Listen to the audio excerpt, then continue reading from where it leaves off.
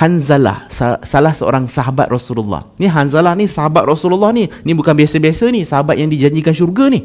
Hanzalah, tuan-tuan, adalah salah seorang sahabat Nabi yang bila ada dalam majlis Rasulullah, dia rasa macam syurga neraka dekat depan mata. Balik rumah dah menyembang dengan isteri, dah bermain dengan anak-anak. Dia lupa perasaan tu dah tak sama macam dalam majlis Rasulullah.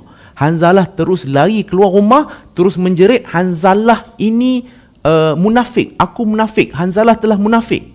Sampai berjumpa dengan Saidina Abu Bakar. Saidina Abu Bakar kata, kenapa kau ni Hanzalah? Hanzalah bagi tahulah, masa dekat depan Rasulullah, dekat majlis Rasulullah, aku ni rasa syurga neraka dekat depan mata aku. Tapi bila aku balik kan, aku dah tak rasa macam tu. Aku ni munafik, wahai Abu Bakar. Abu Bakar kata apa? Wahai Hanzalah, aku pun rasa benda yang sama.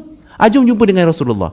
Jumpalah berdua, jumpa Rasulullah. Sampai pada Rasulullah disampaikan kisah yang berlaku, perasaan yang dirasai oleh Hanzalah. Dan apa kata Rasulullah? Wahai Hanzalah, kalau engkau boleh rasa macam mana yang kau rasa dekat majlis aku masa kau dengar tausiah aku ni, dan kau boleh terus kekal rasa yang sama bila keluar dari majlis aku, pasti malaikat akan turun dan menjabat tangan kau.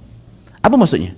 Maksudnya, tuan-tuan, iman yang boleh macam tu hanya iman para malaikat saja. Iman manusia biasa ini memang naik dan turun. Yazid wa yankus. Naik turun, naik turun. Iman Rasul dan juga Nabi pula dia meningkat. Dia ascending.